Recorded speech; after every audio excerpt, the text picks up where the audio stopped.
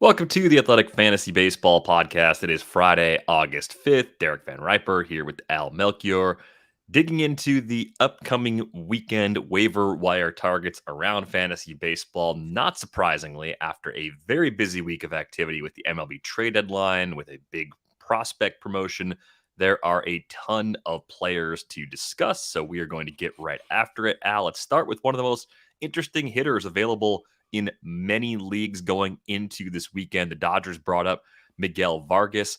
Looking at his playing time at AAA, he mostly played third base this season, 69 games there, 12 games in left field, 7 games at second base, and I think 3 games over at first base. The Dodgers right now are without Chris Taylor. He should be back relatively soon, so that probably adds one more complicating factor to the equation. So how long do you expect Vargas to stay with the Dodgers and have a prominent role, and how much does that shape your willingness to aggressively pursue him this weekend? I have a feeling Vargas is not going to be up for long, and I feel a little bit silly because when Vargas was called up, I went on to Twitter and said, I don't think they're bringing Vargas up just to sit, which I guess is a little bit different question than how long will he be up. But given it's a pretty tight roster as it is without Chris Taylor and without Justin Turner on the active roster. Taylor, as you mentioned, should be back soon. Could be back Friday or Saturday. Could be back very, very soon. And Turner could be back by, I think, either Tuesday or Wednesday next week. With one or certainly both of them back, I just don't see where the room is for Vargas. It would mean basically giving up on Max Muncy as a regular, Joey Gallo not getting regular playing time. And I just think that is a less likely scenario than Vargas being sent back down. Yeah, I think we may get some of the clarity we're looking for between now and Sunday night. But if we don't, you do have to keep the impending return of Justin Turner on your mind too, because that could be the move that eventually bumps Miguel Vargas back to AAA, potentially. A lot could depend on how much he hits too. I think Muncy's struggles have at least left the door open for Vargas to hit enough to make a case. But I think a lot has to go right for him to stick here on out for the rest of the season. So really interesting player, just a very difficult situation to try and read into right now. One familiar face is back. Jean Segura has returned for the Phillies. He's been activated from the IL, should play a ton. And I think the way things are falling into place there with Didi Gregorius being DFA'd earlier this week, Bryson Stott can play shortstop every day too. So you're not looking at a young player pushing Segura for occasional playing time. I think Segura goes right back to the same kind of value he had pre-injury, where he's a great middle infielder in your more shallow mixed leagues and a very nice pickup mid-season in deeper mixed leagues where he was dropped.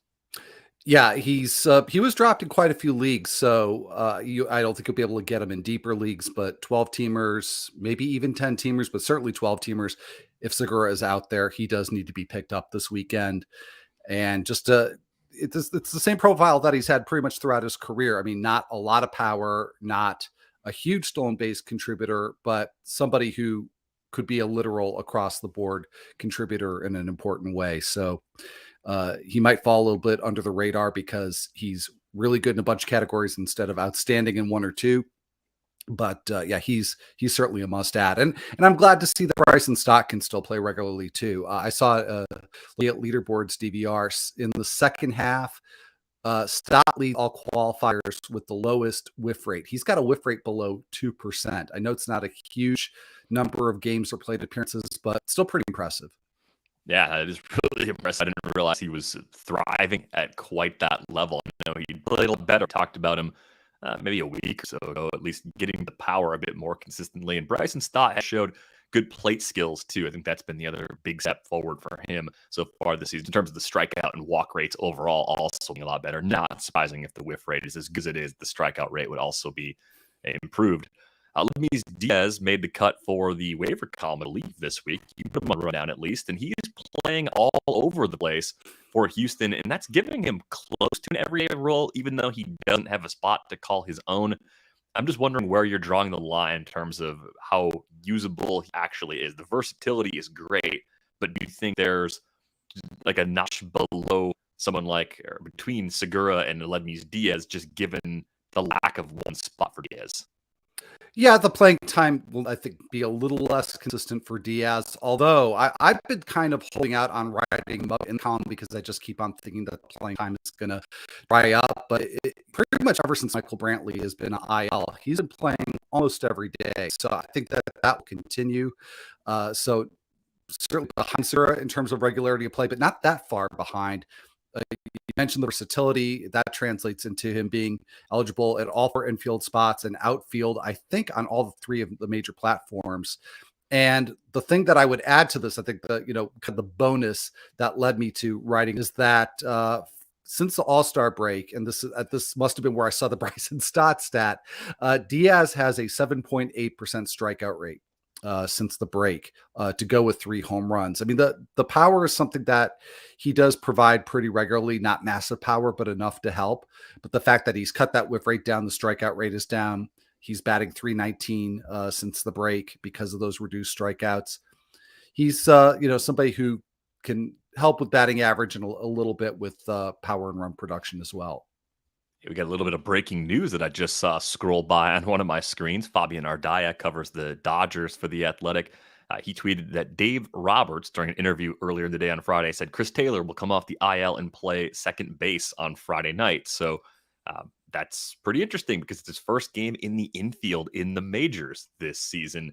It's James Outman who was sent back down in the corresponding move. So for now, Vargas stays on the roster. Still a question as to just how much Miguel Vargas will play, as we were discussing earlier, but we have that update now on Chris Taylor. And if Taylor was dropping these shallow mixed leagues, he's obviously worth a pickup, one of the better available bats, just given all the things he brings to the table and his own versatility. Some other names that I think are pretty interesting. Jose Siri, a former Astro, now a member of the Tampa Bay Rays. Obviously, the Rays have probably, in the minds of most people, given themselves the benefit of the doubt. They go out and get a player and start giving him a lot of playing time. There was probably a reason for that. The main reason might have been defense. I think Jose Siri was probably the best available defensive center fielder at the trade deadline this year. Can they fix him as a hitter? Can they improve him as a hitter? Because when you look at the big league numbers for Jose Siri so far, we're talking about a player who's only had about 200 big league plate appearances. He's showing some power. He's 10 for 12 as a base stealer, but he's striking out 34.8% of the time, swinging at pitches outside the zone more than 40% of the time, and only has a 208, 261, 375 slash line so far. Playing time is good, but you can't take really bad production in mass. So are you willing to speculate on Siri anywhere as someone the Rays might be able to tweak a little bit at the plate? Not a lot, not a lot. The thing is, in some leagues, I'm a little low on fab. So if I can get a bid through on him and maybe get a little bit of stolen base help, I think that's where the appeal lies. But definitely not somebody that I would make more than like a $1 or $2 bid on. I don't think that he will merit more than that. How does Siri stack up to Jared Kelnick, who's back up right now for Seattle, just in terms of short-term appeal? Obviously, the age difference is a big factor if you're looking at these players long-term, but Siri's already 27, Kelnick much younger than that. Julio Rodriguez on the IL right now. He should be back soon. They're playing Kyle Lewis a lot. Ty France has been banged up. Is this a case where Kelnick can actually hit and create a role for himself down the stretch, or do you think he's more of a wait and see for mixed league purposes right now? At this point, I think you got to view Kelnick as wait and see, just because every time we think he's ready to bust out, other than I believe it was late last season where he did turn things around a bit in the final weeks, but I do remain a bit skeptical. I think in the long term, I mean, he's still, I think, going to be a viable player in 12-team leagues. I just don't know if that time is right now. So when I say wait and see, I don't think you'll have to make an extraordinary bid to get Kelnick. I think it's worth making some attempt, but I wouldn't want to start him right away. Probably wait a week or two. Yeah, I can't imagine picking up Jared Kelnick right now in a redraft league with fewer than 15 teams. I think there's considerable playing time downside, despite maybe a bit of long-term upside that people are starting to write off with him. AAA numbers were good once again from Kelnick as well. Really curious to see what happens to him between now and opening day of 2023. Let's talk about Jorge Mateo. He's got shortstop and outfield eligibility. There's power, there's speed, and Al, you're seeing a recent trend of just better contact too.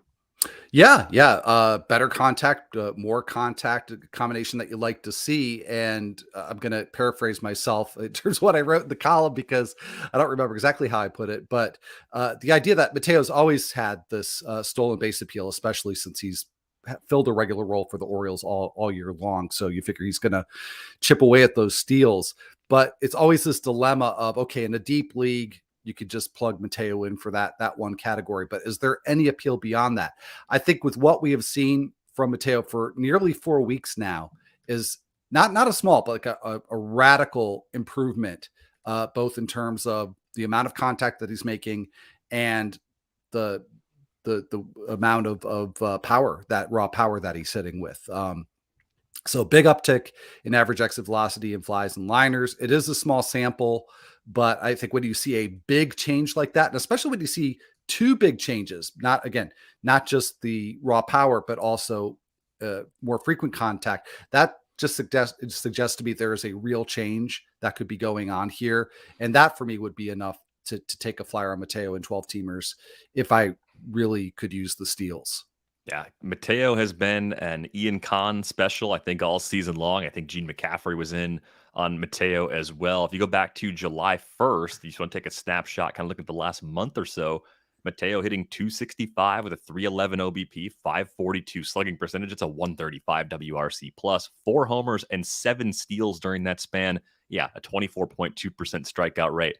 You can live with that, right? You get the K rate down in the 25% range. It doesn't matter if you don't walk a ton, as long as you're making hard contact and doing good things in the base paths, which Mateo has done.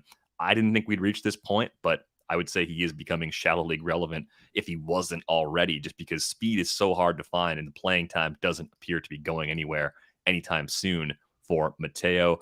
Another infielder to throw at everybody, Donovan Solano. Looks like he's also going to get a little uptick in playing time because of the way the Reds cleared out several players at the trade deadline.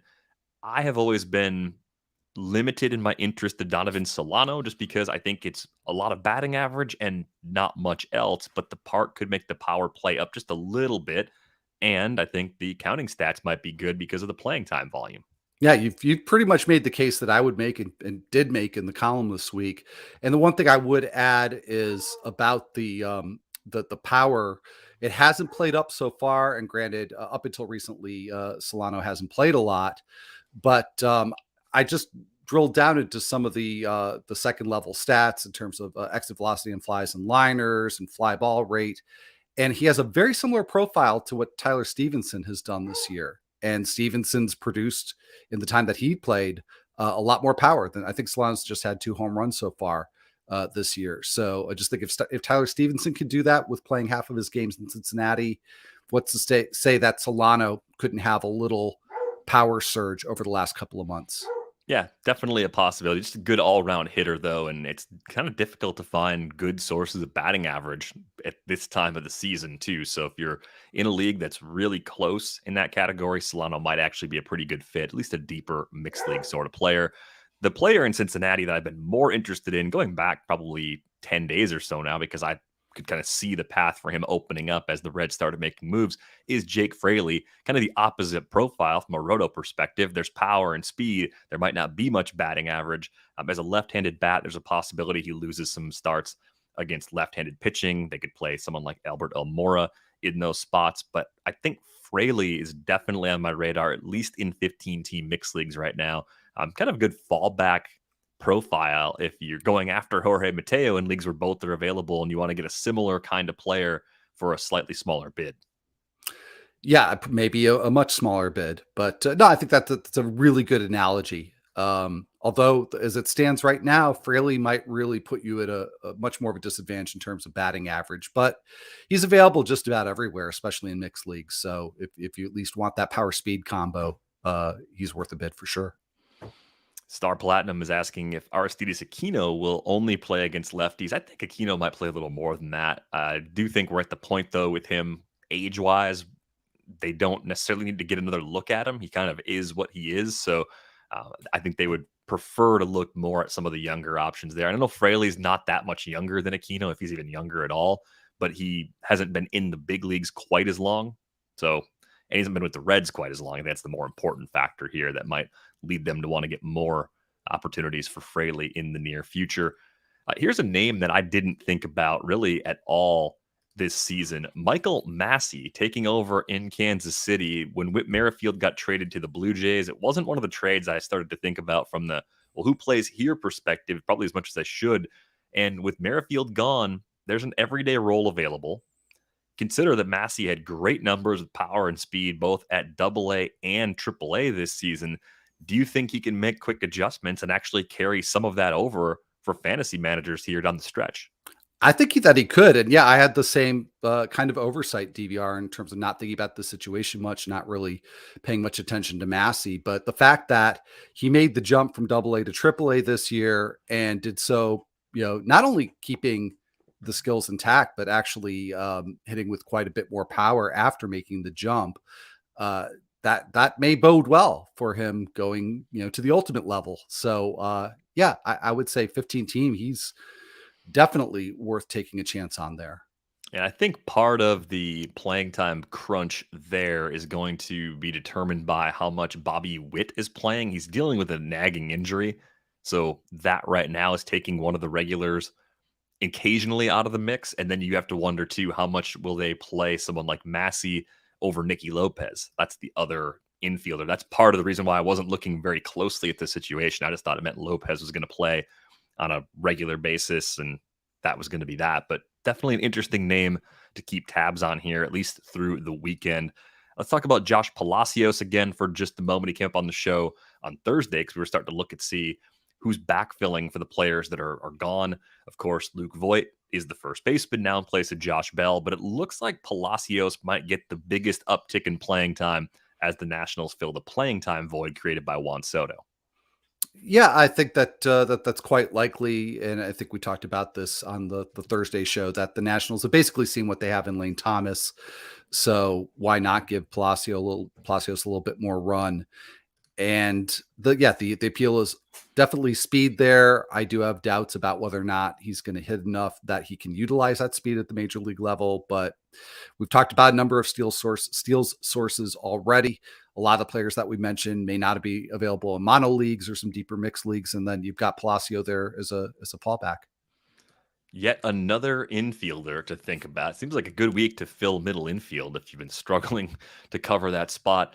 Tyler Freeman is up in Cleveland right now. He's had injuries that have cost him a lot of time in the upper levels of the Guardians system. This is a team that was not nearly as active at the trade deadline as they could have been, just given the number of high quality prospects they've got in that system. And looking at Freeman, I'm not really sure he's going to have a spot to call his own. I think the big change they made, of course, was sending Franmil Reyes down. And you start looking around the position player groups, maybe they're floating DH enough to where Freeman can carve out a role. But I think he's a little more of a watch list player for me in mixed redraft leagues right now, even though there is some appeal if he finds a larger role. Yeah, well, he is starting again on Friday. So that's 3 games since he's been up, 3 starts. So that's encouraging. And yeah, given that he's just got this consistent track record of making just loads of contact, another player kind of in the Solano mold that it could probably help you in that category. And now that we're looking more at categories separate from one another, Freeman's, I think, right in that same wheelhouse, not only in terms of category, but depth of leagues where you would consider him. Wanted to ask you about Seth Beer. It seems like his opportunities are ticking up again in Arizona. Is it mono league only, or is there some deep mixed league appeal? For me, mono league, just because he had a pretty extended opportunity earlier this year to show us what he could do, and wasn't really something that would make him viable for my starting lineups in 15 teams. I just don't think he would crack the starting lineup very often. So don't think I'm really going to pursue him there now that he's getting another opportunity. Yeah, it's kind of been my stance on Seth Beer, but good enough to get some playing time in those mono league formats. We talked about the JD Davis trade just a bit on the episode for Thursday, and I'm interested in him in deep mixed leagues. I think he sort of fits into this conversation, at least for 15 team leagues. Third base has been a bit of a trouble spot all season. We talked about Miguel Vargas up top. He, of course, is eligible at third base, but I think Davis has an even clearer path to playing time. I think Evan Longoria has eventual return from the IL on the surface might look like a complicating factor. They're using Yermin Mercedes a lot as a DH right now. I think there's actually more long-term appeal in Davis's profile than there is in Yermin Mercedes' profile. So I think if Davis hits, he sticks even after Longoria is healthy.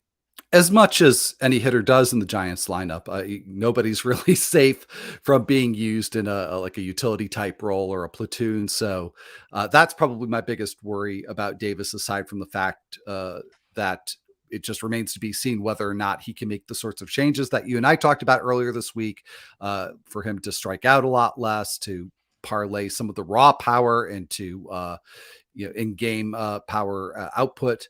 So there's a lot of question marks there for Davis, but you can flip that around and say, well, just about everybody in the Giants lineup sits maybe once or twice a week, but also, that maybe it's still more playing time that he would have gotten with the Mets. So it might be just enough, especially if the power does turn out, for him to be able to contribute something in some deeper mixed leagues.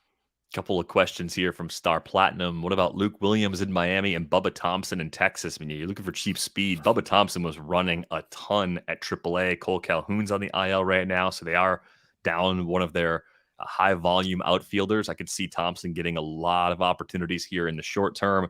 He's exactly the kind of player the Rangers should be giving playing time to right now. Obviously, they've brought in some pretty interesting long-term bats by signing Seager and signing Marcus Semien back during the winter, but there's still a few unsettled spots on the roster, and figuring out if Thompson can handle one of those spots is really important. So at least in 15-team mixed leagues, I'm interested, and probably a watch list guy for more shallow leagues, given our constant need for speed this season. I'm curious what you make of Luke Williams, though, Al. Do you see anything there beyond mono leagues? Probably not just because of playing time, but he has been a surprise in terms of stolen bases. I think he had a 3 steal game within the last couple of days. That definitely has padded the total. But the Marlins traditionally have been a team that's not afraid to run. I could see Williams piling up some more, kind of almost like the John Birdie role before the season, where he was playing maybe 3-4 times a week, but still really useful in stolen bases. So I think maybe that is the ceiling for Williams over the next couple of months. Yeah, I think the concern I would have for Luke Williams, short term and long term, is that he does not make a lot of hard contact. So obviously that becomes the issue if just sticking in the lineup. Like, are you hitting the ball enough to be more than a part-time player? But for deep leagues, especially cheap bags, I think he can keep providing that. Maybe a good utility player in the long run for the Marlins, especially if they can get that K rate to come down. You have to hit the ball harder if you're going to strike out as much as Luke Williams does to this point in his big league career. Disco Dave wants to know, is Sean Murphy a good add at utility in a 12-team league? Other options are Josh Donaldson and Trent Grisham. Not at utility. No, I mean, I would like to have Murphy as a catcher, and perhaps if that's a way to get him as a little bit of catching depth on your roster, that's fine. But I like what Grisham has done in recent weeks, and then the fact that he's just above him and below him has all these hitters who are going to be getting on base and provide him with all kinds of run production opportunities. Out of these three, I wouldn't have said this a couple weeks ago, but I actually would prefer Grisham. I think the key difference for me is the handful of stolen bases that Grisham should provide. I think you're right to point out that he's been a lot better the last 6-ish weeks or so compared to what he was for the first 2 months of the season. I actually am okay with using Sean Murphy as a UT option if you need the cheap power, though, because he hits right in the heart of the Oakland lineup. The run production's been there all season. I would prioritize Grisham first if it's a typical roto league, though. If it's a points league, maybe it actually is a bit of a wash. Interesting that Donaldson, just the clear number 3, though, for both of us, I think, at this point of the season. Let's move on to some pitching. Lance McCullers actually getting close to a return for the Astros. He is lined up for one more rehab start. That is going to be Sunday at AAA. The good news, Al, he's already pitching deep enough in those starts in terms of pitch count to where I don't think he's going to have any sort of in-start workload restrictions once he comes back. And if the current schedule holds, McCullers' 2022 debut would come against the A's. Well, that's a really nice landing spot. So yeah, he's 12-team relevant. It might be another case of somebody where I would want to, if I could bench him the first week around, see how he does, even against the A's. It would depend what your options are. It's kind of hard to pass that up, but it's not a gimme. I would still want to see how he does that first start out. But he's somebody who's been relevant in shallower leagues before, and just a question of whether or not he's really all the way back when he first comes back. Yeah, in leagues where McCullers is available, might be the highest ceiling pitcher you're going to find on the wire. Walker Bueller, of course, could be back later this month, so I guess there's a case to be made for him as well. But McCullers much closer to helping you out if you're in need of high quality innings from a bulk starter. Let's talk about Cole Reagans for a moment. Getting an opportunity with the Rangers does have a very difficult test coming already this week. He'll face the Astros on the road in Houston. So if you're thinking about Reagans in a mixed league, it's probably more of an add and stash situation because he'll have a 2-start week the following week, which will include the A's at home and then eventually the Twins on the road. But looking at the profile, what's your interest level in Cole Reagans this week? I just picked him up in AL only, so I'm definitely good with that. It's not a really a super high bar or a big endorsement to say that, because I just, he figures to have this rotation spot for a while. John Gray's gonna be out for a while, but yeah, not a really a super impressive major league debut for Reagans. The minor league numbers were solid, not outstanding, but solid. So I think that this is kind of a nice opportunity to see how he does with this tough matchup against Houston. Uh, a good opportunity to stash somebody in mono leagues, maybe very deep mixed leagues, see how he does against a tough opponent. And if there's anything encouraging there, then you can give him a whirl with the 2-start week.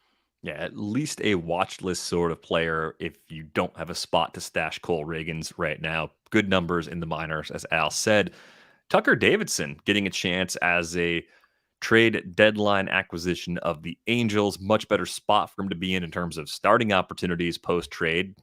Team that doesn't have a very good track record developing pitching. So we'll see if they're able to maximize the value of Davidson during his time there. Was putting up a nice season at AAA, and I think he's pretty clearly in the rotation so long as he has innings left for the season. So in what types of leagues are you picking up Tucker Davidson this weekend? 15 teams for sure. Probably not anything shallower. My main concern with Davidson, like you said, he's seems clearly to be in the Angels rotation. Could be really great for strikeouts. Could maybe have a little bit of a home run problem, but that's my biggest concern. Yeah, definitely a little worried about that. But some nice matchups in the AL West for the most part. Now that he seems to be honing in on a spot, I believe the start this upcoming week will be a Sunday start against the Twins at home. The following week, he would line up for a road start against the Tigers. So if you're just looking a little further down the road, things look really good schedule wise. We talked about Jansen Junk last week, by the way. And if you're not scared away by what just happened to him this week against the A's, he gets them again next week. So worth mentioning again, if you're looking for some really cheap innings that you're trying to stream, maybe Jansen Junk can help you. I think there might be some better options, though, that we're going to talk about here in the next few minutes. JP Sears, we don't have a confirmation, at least as of now on Friday afternoon, but he seems pretty likely to join the Oakland rotation sooner rather than later after being part of that Frankie Montas trade. That would be my expectation. And the A's do have some other options at AAA they could go to. So it's not a gimme, but I think he's a must add in mono leagues if he is still out there.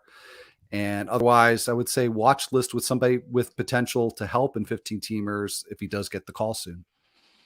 Yeah, I think the difference right now is we're seeing a guy in Arizona getting an opportunity, Tommy Henry, who I don't think has like a lot more ceiling than someone like Sears. He's just the player you'd probably want to pick up first if you're chasing innings. It's a 2-start week for him. Oakland, it's a 2-start week against the Pirates and the Rockies. So we run into this problem a lot, Al, where the at Colorado becomes part of the equation for a 2-start week. Is that bad enough to eliminate a good first start for someone like Tommy Henry, who's unproven at the big league level? It probably should be. And I hate to say it, but you know what? I was looking at the matchup guide on Fangraphs and saw that first Pittsburgh start, and I basically was looking for a reason to pick up Henry, and I was really encouraged and then saw that he gets that second start in Colorado. That should be enough to stash him this week. At least you get the opportunity to see how he does. One thing I'm hopeful for on Sunday when we're all making our bids is that people who maybe are less familiar with Henry will just look at the season to date stats and either pass on him or just make a small bid. But he really turned it on in like the middle portion of the season. His last 11 starts with the Reno, a 3.64 ERA, a 1.14 WHIP, almost a strikeout per inning, 66 Ks and 66 and 2/3. Not too many walks, 15 walks.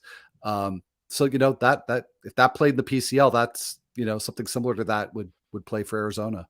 Yeah, I'm really surprised that uh, you look at a guy like that, and I don't know. I'm surprised the results haven't been better. Reno, I mean, Reno's a really tough place to pitch, but I'm looking at the lower levels. Double A, 135 Ks and 115 and 2/3 innings, but a 5.21 ERA and a 147 WHIP with that kind of strikeout rate just doesn't seem to make sense. So definitely someone I want to get a better look at against top level competition to figure out what he really brings to the table. We've talked about Graham Ashcraft on a few shows now, going back maybe a month or so, and he's clearly in the Reds rotation for the foreseeable future. Of course, 2 starters moved with Luis Castillo, Tyler Mahle gone. It's a 2-start week this week for Graham Ashcraft. So in places where he wasn't previously added, that might be enough to put him on rosters. It's at the Mets, which might scare some people away, or at least temper the bidding somewhat before a turn at home against the Cubs. What kinds of leagues are you possibly picking up Graham Ashcraft this weekend? I would consider him in 12 teamers. Not a must add there, but especially points league where you're sizing yourself up against your competitor for the coming week. Maybe you're a little bit worried about falling short on starts. And I don't think that that's a really bad 2-step. I think the Mets maybe not as scary as some might think, and the Cubs maybe a little tougher of an opponent, even after the deadline than some might give them credit for. But Ashcraft just keeps the ball in the park, keeps it on the ground, and if it doesn't go badly for him, can be the sort of pitcher who can just mow through lineups and go deep into the game and be really really rack up a lot of points in those kinds of formats. So yeah, I like him as a 2-start. He's going to be part of the comparison that I'll make when I'm making bids on Sunday. Yeah, I think he'll be a little higher up on my list, especially in 15-team mixed leagues this weekend.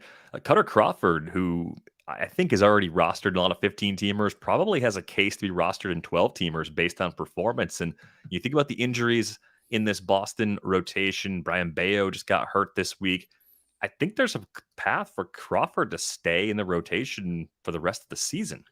I think so too, which is just odd, DVR, when I think back maybe a month or so, maybe a little bit longer ago when we were looking at Bayo, hoping he would come up, Winkowski just being on the verge of being called up, Connor Siebold, and seeing Crawford just being way down the organizational depth chart. And yeah, like I said, Bayo's injured, hadn't been that effective. Winkowski hasn't really been that effective. There've been all these injuries. So I think even with Waka possibly on the verge of coming back, I think that's a spot that you're right. I think it's a spot that Crawford keeps, and he's been sensational now for 6 starts running. So I think you're right. I think it's time to look at him in 12 teamers. Looking at some more schedule dependent pitchers, Justin Steele, more schedule dependent in shallow leagues in this case, because I think in deeper leagues he's been rostered for a little while now. Pitched well again, at least until we started recording against the Marlins in a matinee. If you go back his last 9 starts entering Friday, Justin Steele had a 2.65 ERA, 41 Ks in 51 innings. So good ratios, decent strikeout rate. The volume sort of helps offset the rate being a tick low. What are you doing with Justin Steele in shadow leagues? Is he streamable in a home matchup against the Nationals this week?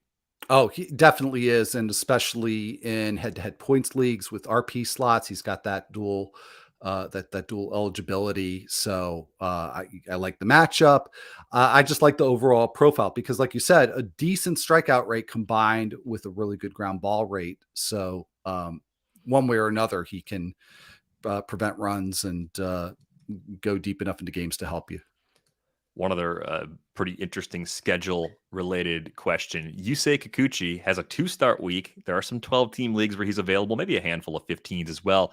At Baltimore, home against Cleveland. It's been a more disappointing than encouraging season from Kikuchi to this point. But do you look at Yusei Kikuchi and see a better finish to the season? Is there anything in recent starts that gives you optimism about him? And do you want to take the chance on him in a 2-start week? I don't at this point. So maybe he's somebody that you could stash and see how he does with the 2-start week, but I haven't seen enough from Kikuchi to trust him in that situation because it could backfire really badly. Disco Dave's got a question. In what order should I stream Nathan Eovaldi, Spencer Watkins, and I think that's Mitch Keller, but I guess it could be Brad Keller as well. I think Evaldi's still better than a streamer. I know it's a tough matchup this week at home against the Yankees. The following week, he's at Pittsburgh. So if there's a shallow league where he gets dropped because of his tough matchup against the Yankees, just pounce for that next one against Pittsburgh. But Watkins versus Mitch Keller or versus Brad Keller, either way, is kind of a tough call for those next spots. Yeah, I would go with either Keller in the middle. So I would go Evaldi first. I will say a few weeks back, I made an argument in writing so people can actually see this that Evaldi was droppable in 12 teamers because of all the home runs. So I do consider Evaldi a streamer and somebody that's not necessarily worth keeping on your bench. But in this company, yeah, even if it's Mitch Keller, who I prefer over Brad, I would rather go with Evaldi. So I like Evaldi the most. I like Watkins better than both Kellers. I think Spencer Watkins is quietly turning into a pretty interesting pitcher for the Orioles. You look at his last 6 starts now. It's a 26-5 strikeout to walk ratio in 34 innings, ERA below 2, whip of 106. It's a low strikeout rate, but there's bulk. Bulk innings are hard to find. You can give bulk innings and maybe help ratios this time of year that can play. So it seems like his floor might even be a little more steady than both Kellers at this point. Yeah, well, and I made a comment a couple of pitchers back about in points leagues, and if a pitcher could be efficient and going deep, that's the way that Watkins is profiling. So I certainly like him better in a points format than I do for Roto, obviously because of the strikeouts, as you mentioned. But so yeah, maybe it's a little bit of a closer call in points leagues, but certainly for Roto, I would go with the Kellers. And in this particular instance, it is Mitch Keller, who also pitching better recently. If you take a look, last 5 starts now, 261 ERA, 116 whip, 28 Ks against 6 walks and 31 innings for Mitch Keller during that span. So I think he is becoming a bit more usable in some mid-sized mixed leagues than he was earlier on this season. Thanks a lot for that question, Disco Dave. Let's move over to Hunter Gaddis.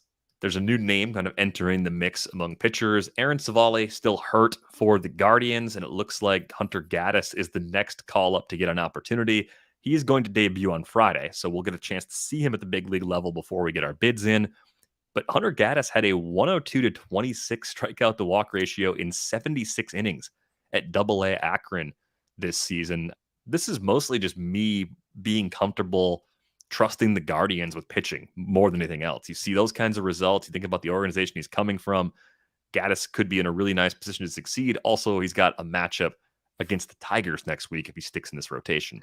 That's probably, to me, the most interesting thing or the best reason to maybe pick up Gaddis this week is because of that matchup. And yeah, I mean, if you were coming in with much more mediocre numbers, then maybe I wouldn't have as much trust against the Tigers. But yeah, the really great minor league numbers. Seems to be an extreme fly ball pitcher. So with if it were a tougher matchup coming up, I might be a little bit more worried. But yeah, there's a lot working in his favor, at least for this week as a streamer.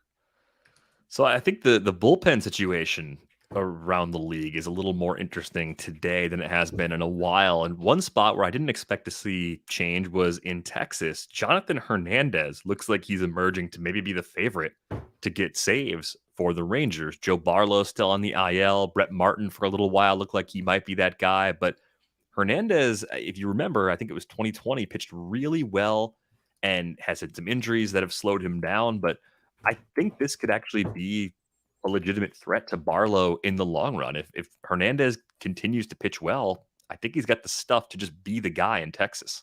Yeah, I agree. I don't see why he wouldn't. I mean, if he does well with it, why mess with that? Especially since Barlow had enough problems to be removed from the role in the first place. So he of the closer candidates that are emerging because of the deadline and players moving, he actually seems to have probably the best shot at having saves all to himself in his bullpen. So probably is going to be my first bid this weekend, with the others falling in line as contingents.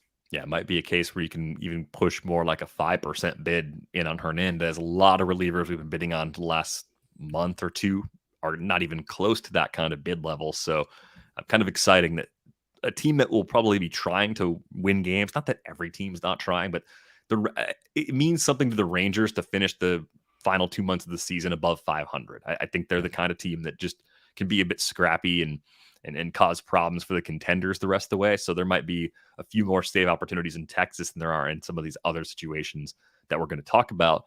But one of their teams that's clearly trying to learn how to win, if that's actually a thing, is Baltimore. It just looks like they're going to use more of a committee. Felix Bautista, Dylan Tate, CNL Perez. It's probably some combination of those three. We've talked about Bautista having just electric stuff.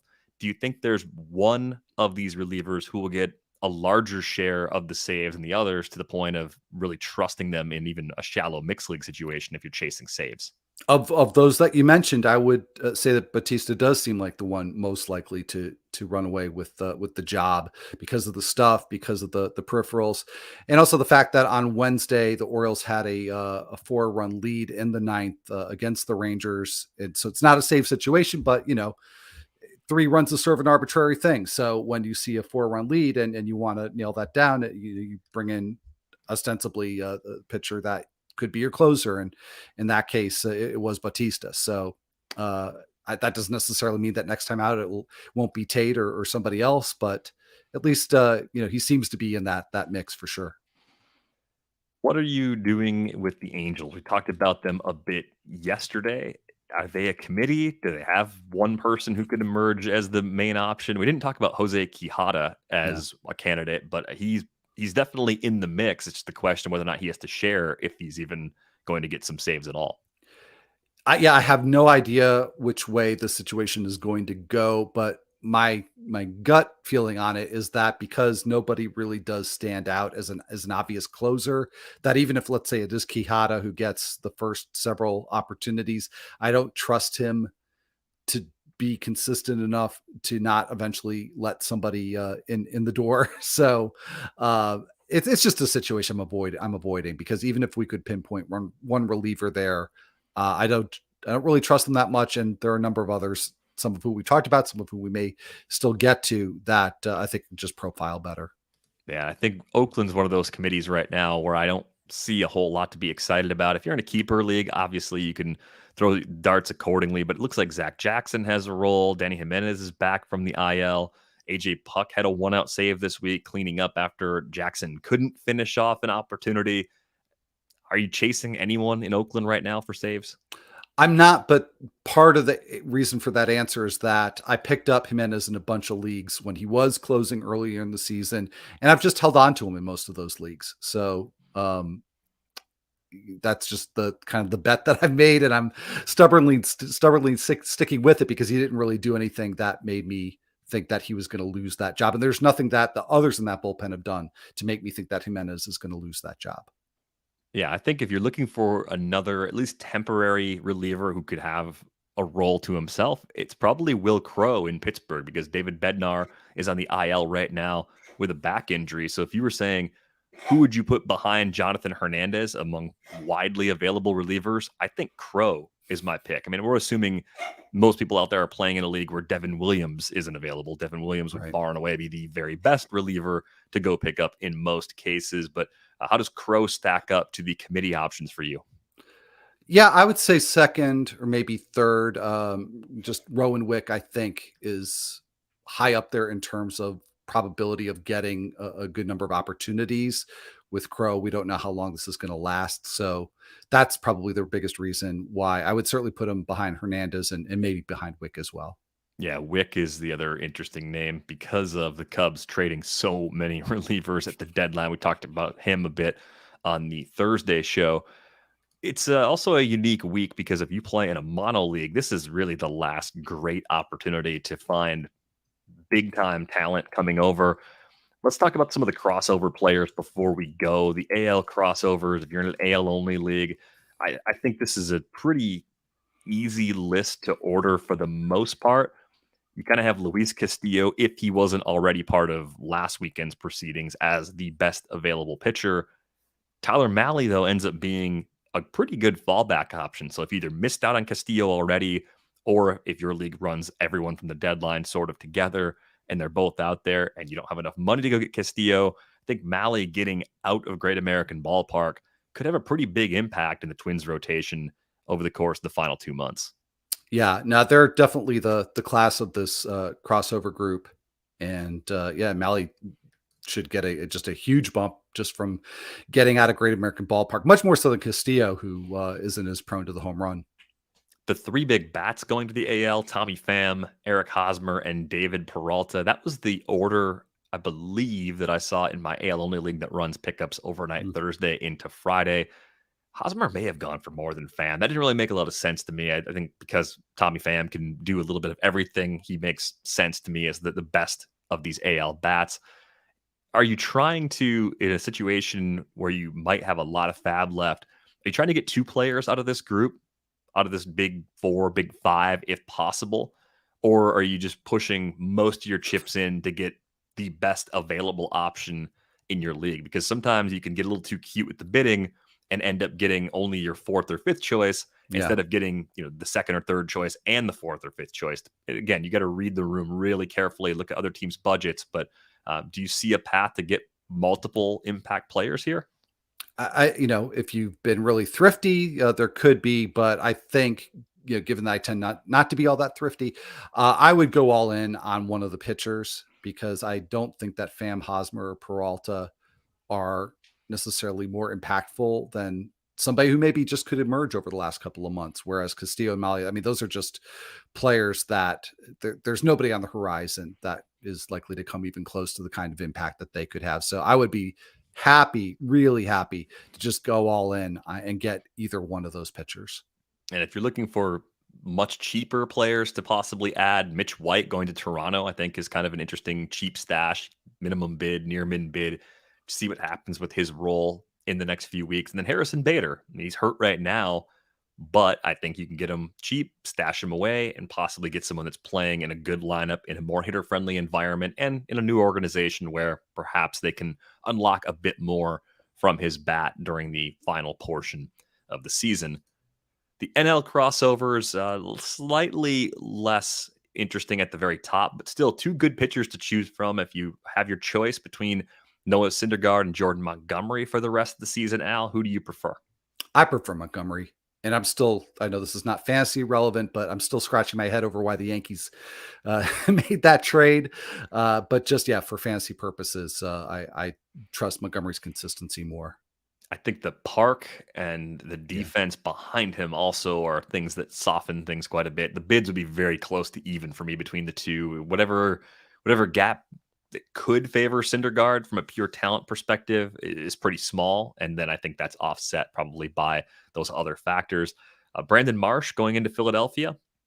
Are you going to aggressively go after him in NL only leagues? I mean, it's a pretty clear path for him to be the everyday guy. The problem is that he's not making as much contact as we'd like, and probably not getting to that power as quickly as we'd hoped. Yeah, no, not too aggressively. Yeah, I would put him pretty much. I tell you what, if you put him in that cohort that crossed over to the AL, I would probably put him at the bottom. So, as much as I would not be prioritizing getting Pham, Hosmer, or Peralta, it would be even less so for Brandon Marsh. Yeah, we might see more of a long-term payoff there, Yeah. getting into a new organization and getting into Citizens Bank Ballpark for his home park. If you're in a keeper league, an NL only keeper league, I do think Patrick Davitt made a good case for Raisel Iglesias to be the closer in Atlanta starting next season, with Kenley Jansen being there on a one-year deal. So think about that if you're playing in an NL only keeper league. I don't know outside of saves and holds leagues if you want to do a whole lot bid-wise with him this weekend in most circumstances. And then there's Joey Gallo. Just a general question about Joey Gallo. It's not necessarily limited only to crossovers. How much are you changing your interest level in him, given that he's getting a fresh start with the Dodgers of all teams? Just slightly, just because it just to me seems so improbable that this is the beginning of the end for him, which is what it looked like with the Yankees. I do worry a little bit about the long term playing time situation for him when you've got the full complement there. If he's going to be an everyday player, but I think there's still a lot of upside with Gallo, and I definitely would be more interested in him than Marsh.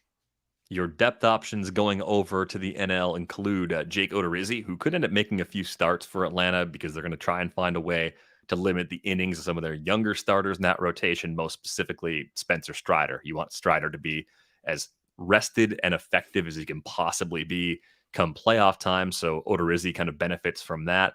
Robbie Grossman maybe getting some depth playing time in Atlanta. And then Emmanuel Rivera. I didn't think a lot about that trade at the time that it happened. Luke Weaver goes back to Kansas City. So I guess you could throw Luke Weaver in as a min bid on the AL side if you think the Royals can fix him and give him a chance in their rotation. But Rivera might end up finding a decent amount of playing time in Arizona because things are just a little bit less crowded there in that position player group. Yeah, he's intriguing. I'd say out of this group that you mentioned is cheaper options. He's the one who I think could have the most upside and also just the most impact over the entire remainder of the season. Because, like you said, Odorizzi, not clear if he's going to have the same role throughout August and September. But yeah, it'd be interesting to see if Rivera can provide a little bit of power as what I would assume would be an everyday or close to everyday player for the Diamondbacks. A lot of moving parts. This weekend should be a really fun week in Fab. Hopefully, you've still got some money left in the Fab bank to spend. On Twitter, you can find Al at AlMelchierBB. You can find me at Derek Van Riper. If you don't have a subscription to The Athletic, you should get one. TheAthletic.com/fantasy baseball podcast gets you in the door for $1 a month for the first 6 months. With that, you can read Al's waiver column each and every weekend, plus all the other great coverage we have for all the different sports that we cover here at The Athletic. That's going to do it for The Athletic Fantasy Baseball podcast. Have a great weekend. We are back with you on Tuesday.